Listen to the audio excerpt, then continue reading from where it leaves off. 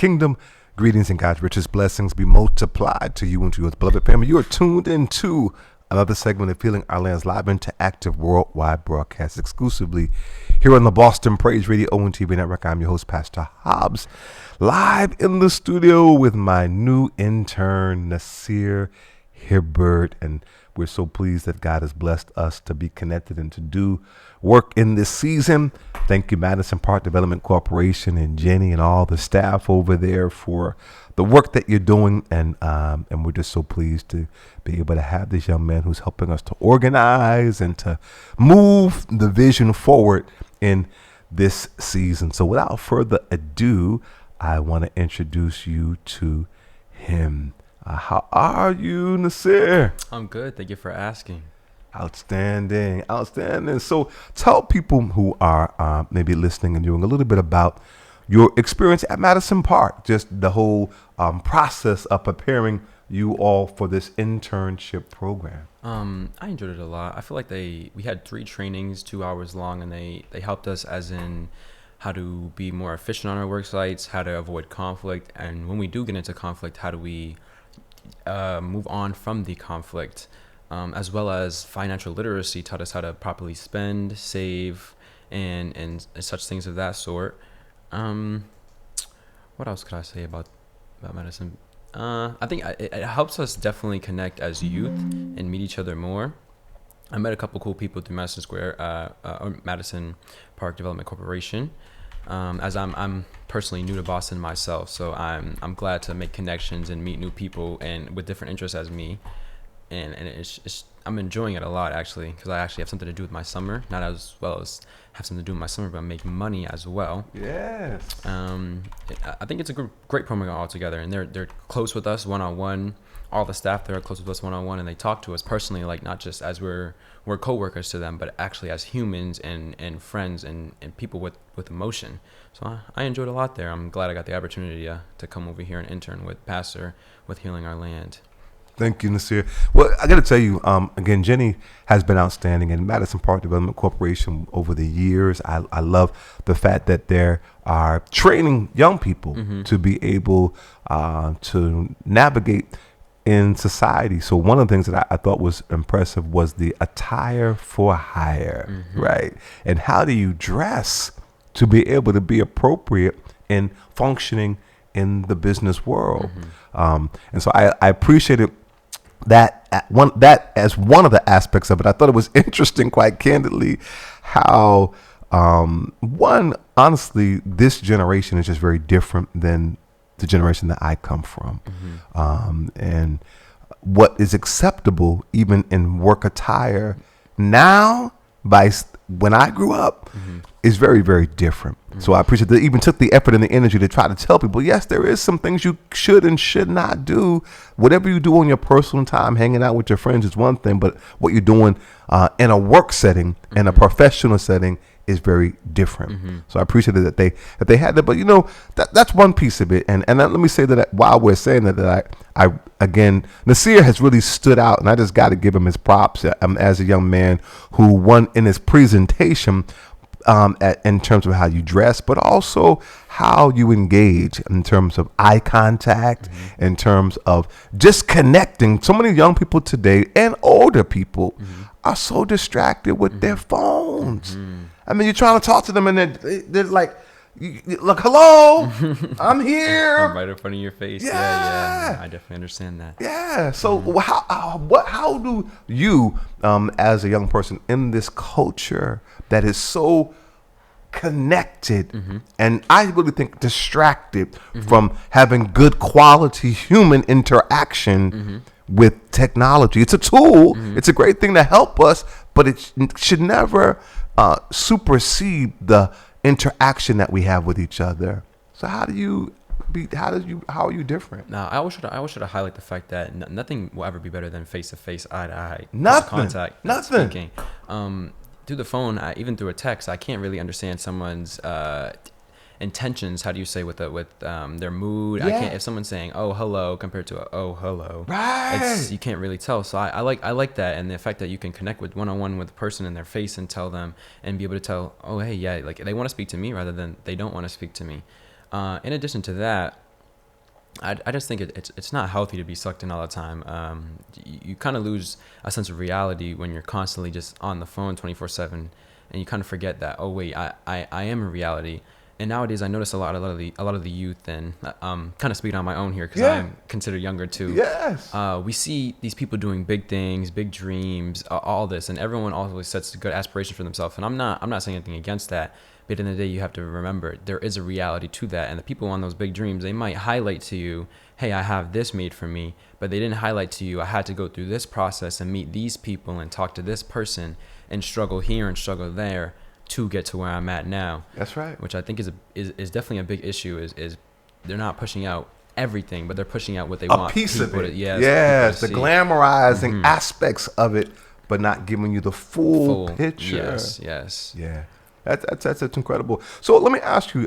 So for those who don't know, and we've had the conversation offline, but for those who are meeting you for the very first time, about some of your aspirations. So you right now are how young? I'm 16 years old. I turned 17 in just roughly under a month. And where do you go to school? I go to Neighborhood House Charter School right on Dorchester Ave. And what year will you be when you go back to school next year? What grade will you be in? I'm entering my senior year. Senior year, yeah. Okay.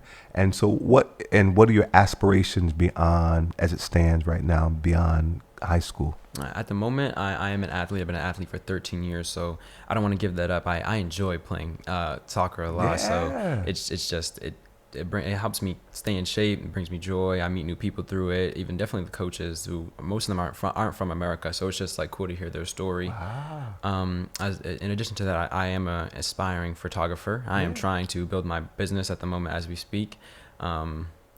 And beyond that, I do want to go to school to be a physical therapist or something in the sports science area. So, yeah, I have a lot of dreams. And I think I can take them down all. Not at once, but eventually I can get there. Yes, you can. Absolutely. There's no question about it. And I know, again, you shared with me, and again, about your the process of getting your grade point average higher. So just in the point of kind of an encouragement for other people who may have challenges with that, if you want to share a little bit about that process. What I did personally is what in terms of getting your, increasing your grade point average, and why, so that you could open more doors. I mean beyond that, I need to meet a lot of people, especially moving to Boston, who say, oh yeah, I have this in basketball, I have that in basketball, I have this in football, and it's kind of sad to me to think like no one has told you. I love with the fact that you are so passionate about your sport, but you have to realize that not everyone makes it to where they want to be. That's right. And you need that backup. So I always found myself saying, no matter how much I know I can do, in the society we're in now, that grade point average matters a lot more than your actual education beyond school level. So I just made sure to keep that up. And even in addition to how we're talking about being always stuck in on the phone, is I found out eliminating social media out of my life, or kind of shutting it out as much as I can help with that, as most of what we see is a distraction. It's to keep you away from what is actually processing and happening in the real society. So I found as I disconnected a little bit from social media and kept to myself and kept to my close group of friends, that I could better myself. I ended up bringing my GPA from, after the pandemic, my sophomore into junior year, which was a 1.2, which means I was failing roughly almost every one of my classes, or just passing, to a 3.8, wow. which is a large difference. It means every class this year I passed with an A or a B, wow. which is it means a lot to me personally. Yeah, man. And I didn't think I could do it personally, so I'm just but you did it, satisfied that I did and you did it, and you said some of the ways that you practically did that. And I think it's important to underscore what you just said, that I want people to skip over, is during the pandemic. It was very challenging, and again, as you shared more detail with me offline, with regard, because many people, well, you tell them, why do you think some people and you struggled during the pandemic, vice pre the pandemic? I'd say pre the pandemic, it felt like most people wanted to actually be there in the environment and in school, but when the pandemic happened, and especially during the pandemic, people were a little bit still shaken, like, oh my gosh, this just came out of nowhere. So it was just a thing of that, of how can we reacclimate into, let's get used to this Zoom, this not one-to-one contact, but through some type of web service or internet. So it just became an issue of that. Also, in addition to that, when we came back from the pandemic, everyone just got so used to not having to do anything, everything being right there at their hands and beck and call. So when it became something of, oh my gosh, I got to get up at 7 a.m. again and put my clothes on and get all nice looking and everything, it just became people don't want to do it anymore. So I often found myself in class with teachers who just don't want to teach, and you can tell by their whole demeanor. They're coming slouched, they're in a bad mood.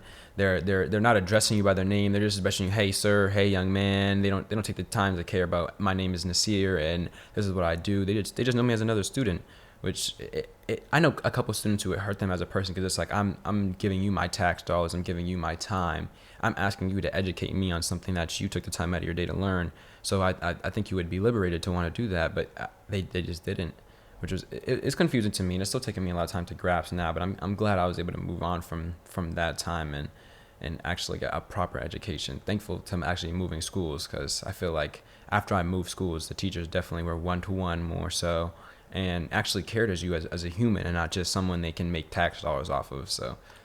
And so it's important to underscore again, you are going to what school now? Neighborhood House Charter School. It's a neighborhood house charter school. So it's a charter school. And we've had conversations here on Boston Praise Radio and TV Network with one of our elected officials who are running for office, those who are in elected office, with regard to the whole concept of the Boston education system, right? And so that's really, and the challenges with that, because you are fortunate that you have the opportunity to be in a charter school.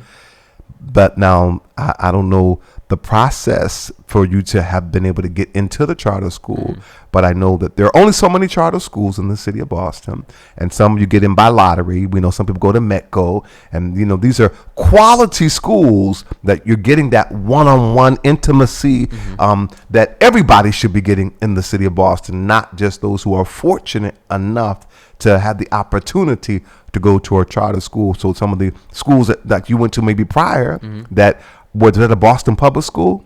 No, I was not going to any Boston public schools. I'm originally from Taunton, which is very, I think it's maybe north, but it was not part of the Boston public school system. So it was very different for me to acclimate to the new environment and the public transportation system, as that was not a thing out there. It was always, there's buses from the school to bring you back home and all that. So that's another distinction. So you lived in Taunton, which isn't the Boston public school system, but it is a public school system. Yes. And now you're in a private school system that is also in Boston. So I would submit that even the public school that you were going to in Taunton, I would submit, and I could be wrong, but because it was in the suburb, was probably even a better education than you might have gotten in a Boston public school system, only because the Boston public school system is really having a lot of issues in terms of people even graduating from high school who can't read, who are illiterate. Like, that's a problem. And so the numbers, just a lot of the challenges that the Boston public school system is having, and now they're even talking about moving one of the schools, the John D. O'Brien in Madison Park, talking about moving that to another place to make it better, but moving it from a place that it's not even fully doing what it could be doing for the people who are in this geographic area. So what we're talking about is education, and the importance of education, and everybody being able to be afforded the quality education that you're experiencing in this school. So you want me to talk specifically about the difference in education that I'm talking that I have? Yeah. I wouldn't say at my old school, they definitely offered more courses. Like, I found more of wood shop, more computer science, rather than at the school I am now. It's more it's more vague, like just like history, your typical history, science.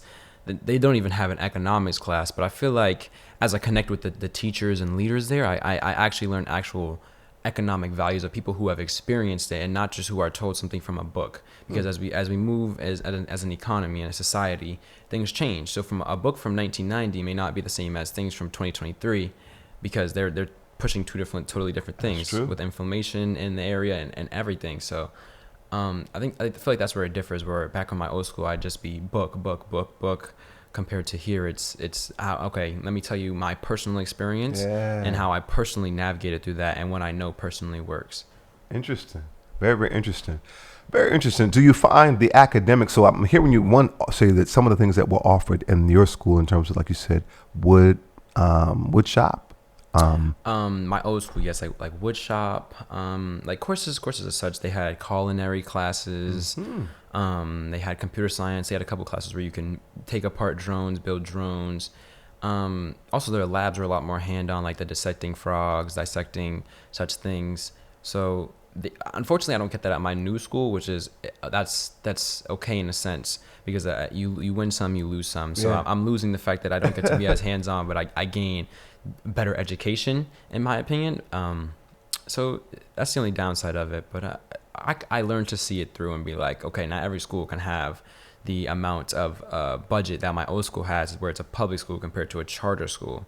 So it'd be interesting though to see like the best of both worlds. Like ideally, like if you could just have everything, right? And that's why I appreciate these kind of conversations, because it helps us to understand, in an ideal world, right, you could be able to have everything that you're talking about in the in the school, whether it's charter school, whether it's public school, that everybody has the opportunity to be exposed to all the things that you talked about. Some of the academics that you need, English, math, right? There's some basic things that we all need to understand how to just navigate and function in the world.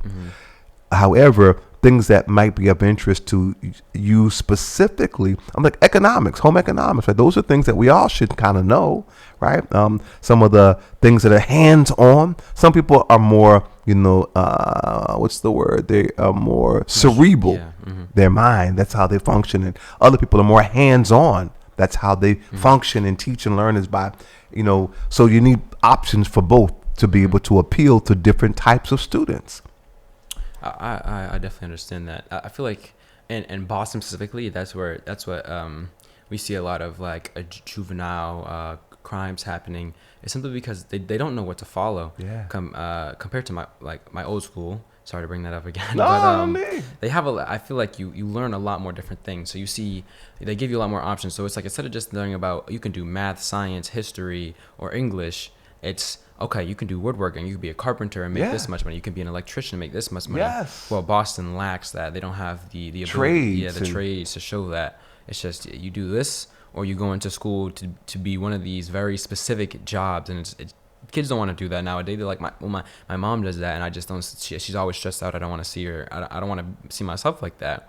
So they do it to their own society. I feel like, in my opinion, but it's very interesting, because to me, the most valuable resource that exists is a human being.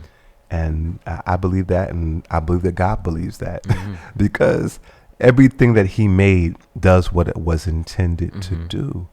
And it doesn't have any choice, quite candidly. I mean, animals, it's a survival, right? Survival of the fittest, the food chain, evolution, right? It does what it does. And God created it. It's a wonderful kind of a thing when you understand it.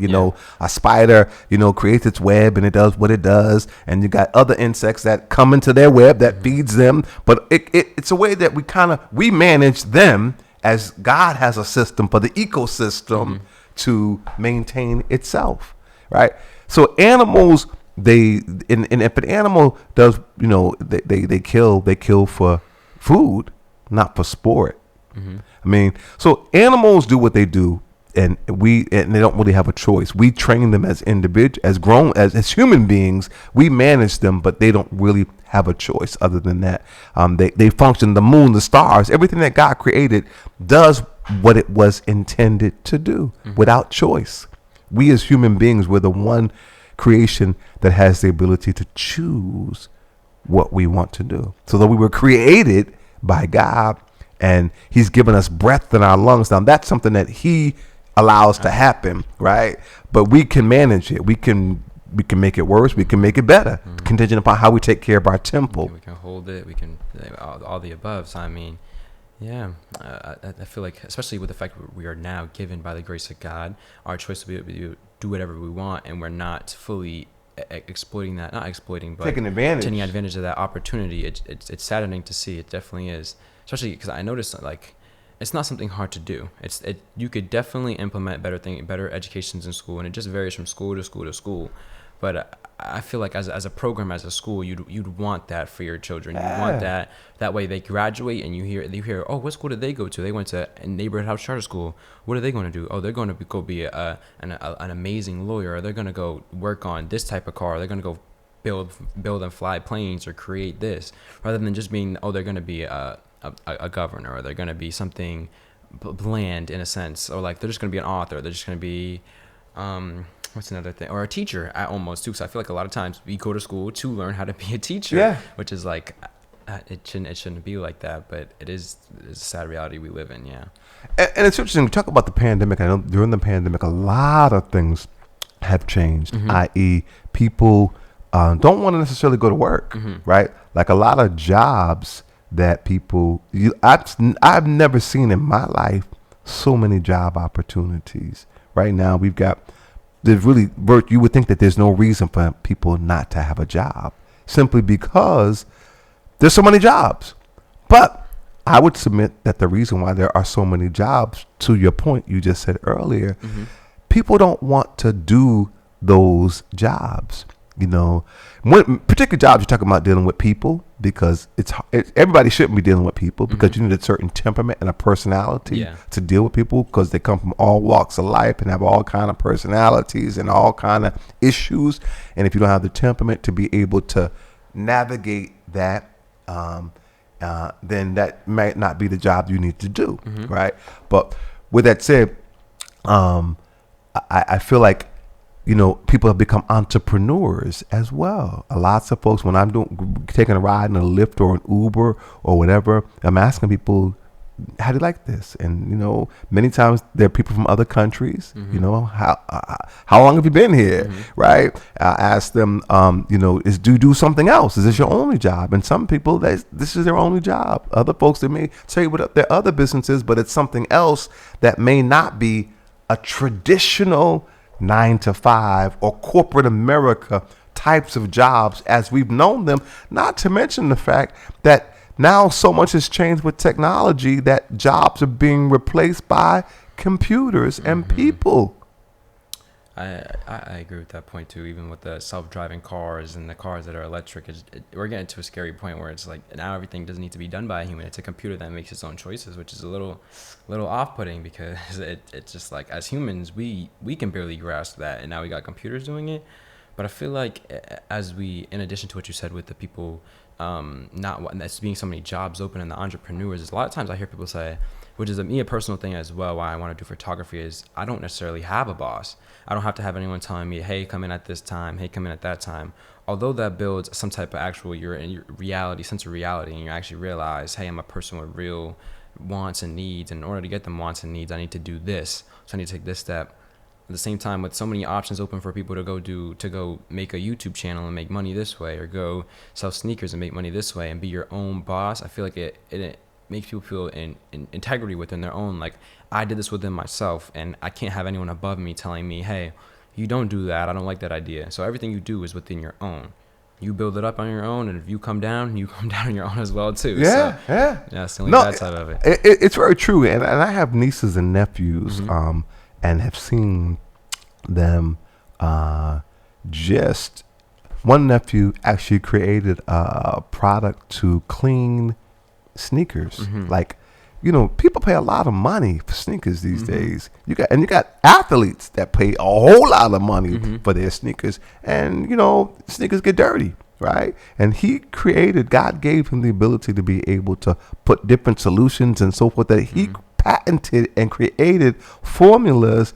He can take sneakers that look like you need to put them in the trash. Can you take some of my sneakers? Yes, I'm telling you. You should see you should see his before and after. He literally has professional athletes who are his clients who just drop off their sneakers, and he does his magic, and he gives them back to them, and they look brand new. It's amazing to build your brand that way too, because now the athletes are gonna say, "Oh, you'd be like, hey, I just wore those were dirty," and he'd be like, "Who'd you go to?" And it's like, "Oh, let me send you his contact. He only charges this much," and it's amazing way to build your brand. Your brand. I'm so like one just because like he had to had the creativity to do to plan the concept to do it, and I think it came from the fact that he set his own situation. Like you have sneakers, they're dirty. You don't want to throw them away. So he was able to play with different formulas and so forth, and come up with a way to do it for himself, and then realize that this was something that he could do for friends, and then now for professional athletes, and now that's a business that he has become an entrepreneur. So I think it's absolutely amazing, and so I think that's the mindset, and we need to encourage people to do critical thinking. How do you use your skill sets and your gifts and your talents to be an entrepreneur? Because I think the mindset of how do you go to school to get an education to work for corporate America, that model, I grew up where my parents worked hard, 2-3 jobs or whatever, and the mindset was you retire, right? And you get all these benefits from working for a company for, 40 years. That's not really the mindset. You lucky if the business is still in existence. Big companies that have been around forever that don't exist, or other companies, or new companies that are swallowing up other little small companies. All those kind of things. So the notion of just being a good hard worker bee for a company is not a healthy mindset at all. We see that within the youth too. I do know a couple of kids who have found like the fashion. Kids are into fashion, and they I have a couple friends who I went to school with, and I bought a couple of their clothes because they're actually kind of nice. They're myself. I kind of like them, but they'll be like, I can't see myself going into a workspace, and I know me personally, I can't deal with someone constantly hitting down on me and telling me to go here, do that. So I told myself, I'm into fashion. I need clothes. What do I have? That way I can build that. And he ended up making himself an amazing brand and making money off of his clothes, and to the point where there's kids in school buying his clothes, there's teachers in school buying his clothes, and you walk into the classroom and there's on the board you see his brand written across the board, and it's like I'm happy to see it, because he had a want, he had a need, and he found out how to progress from that and move on from what he doesn't have to create something what he does have, and maybe even push his message out to how he did that to the youth. That's outstanding. This is a peer of yours. Wow. So yeah. So I mean, we need to, I think, encourage that entrepreneurship, independence. It's a wonderful thing, and this is a time that you can use all these tools that are right. We have access to information like never before, and with social media, you also have a way of being able to get out what it is that you're doing. Speaking of which, we are here on Boston Praise Radio, ONTV Network, and so for those who may be tuned into our broadcast, one, thank you for being with us. We've not been on this week because we've been working, right? Candidly, we're doing a lot of good stuff. Again, Nasir has been helping us to organize our office. We're in the midst of a grant we received from the Office of Returning Citizens to be able to mentor some returning citizens. And so we're putting that infrastructure in place as we're getting some new equipment. Nasir has helped us to order the things online, to be able to track the things online, to engage with them as we are receiving them. And now as we're receiving them, putting them together, put together an incredible shelf that I never would have been able to put together. It would still be in the box. But he opened the box, put it together, threw out the box, with very few extra parts, because I would have had a whole bunch of extra parts because I missed some things, but he did that with his creativity. We've got a vision for the office. We've taken pictures of before Nasir, during Nasir, and hopefully there won't be an after Nasir, but there will be an office that will see an evolution of his influence. So I'm really grateful. And so we continue to solicit your prayers. One, for me, certainly, for healing our land, for our board of directors, for our staff, as we are meeting with other people from institutions, from Harvard University, BU, and thank God for Abby, for Professor Denver, for now Professor or Dr. Cook. Congratulations, as all these graduate students are going on to becoming doctors, and we're maintaining relationships with them and the institutions as we're institutionalizing what we call, and I have to underscore this, it is a state of emergency healing and empowering movement that is youth and young adult led and adult and institution supported. So that's what we're doing. And so we are embracing that our young people are not the future, they are the present. And they have value, there's purpose, and there's innovation, there's ingenuity, and so much that we have to receive from our youth. And simultaneously, energy. The Bible says he called the old because they're wise, Pastor Bruce. And they called the young because they're strong. That old men would have dreams and young men would have visions. Sons and daughters would prophesy.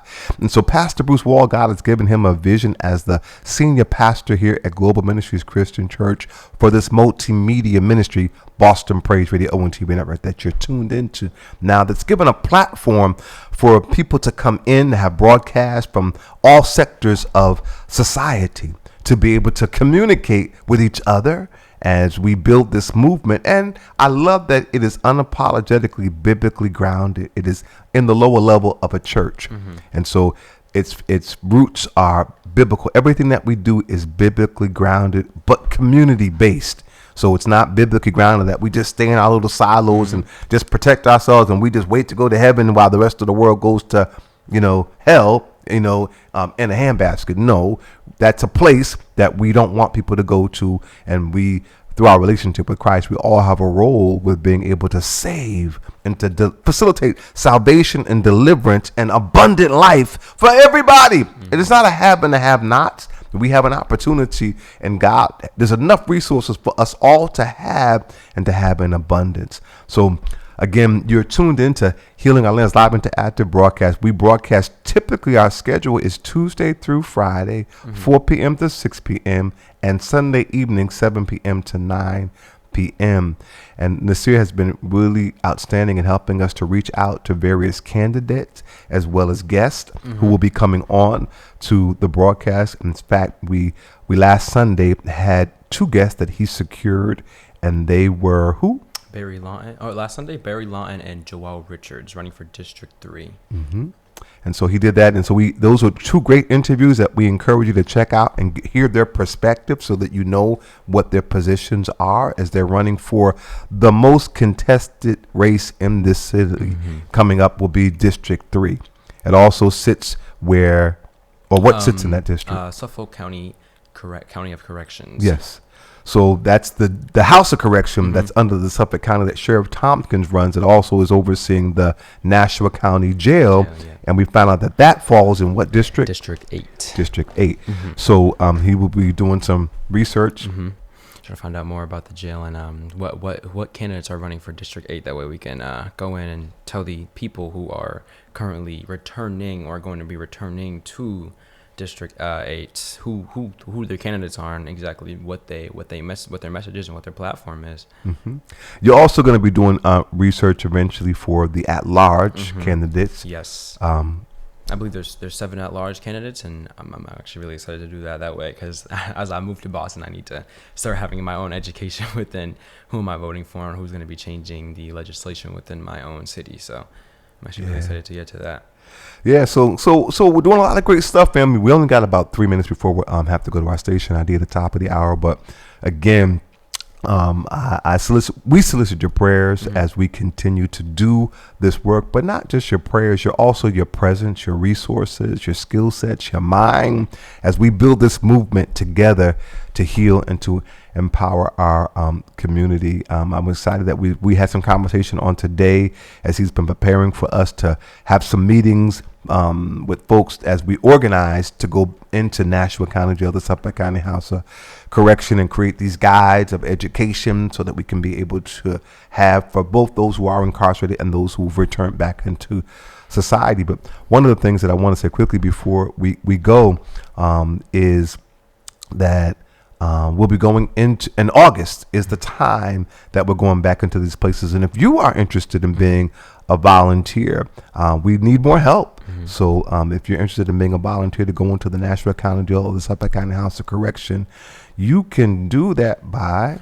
you can reach me at nasir.healingourland@gmail.com or reach my cell via 774-297-7740. And we really, really, really would love to hear from you. The sooner the better, because we do have some preliminary things that we need you to do, i.e. Clearance to, and getting vetted to be able to go in and speak to the people who are in the House of Corrections right now. So, so we'll get you once you contact us, then we'll contact those entities so we can get you cleared, because you do have to be cleared to go in. It's a brief process, a few questions, and then there's just a brief release that we want you, because we are nonpartisan. Yes, we are. We need you to. We know we all have our bias and may have our personal preference, but we have to refrain from communicating that in the context of going into the House of Correction, as our role is to empower them, that they have the right to vote, give them the information, but have them make their own informed decision with who they want. So we're not pro-Democrat and anti-Republican, or pro-Republican and anti-Democrat, or independent. We are pro-democracy and civic engagement, period. Yes, we are. So anything else you wanted to add, Nasir, before we go? No, nothing I want to add. Man, thank you. You have been outstanding. This has been his first interview, and he'll be with us intimately, God willing, helping us behind the scenes, on the scenes, after the scenes. So again, thank you, Nasir. Thank you for having me. And thank you, our listening and viewer audience, for being with us. We are going to our station ID and maybe back on the other side of the top of the hour.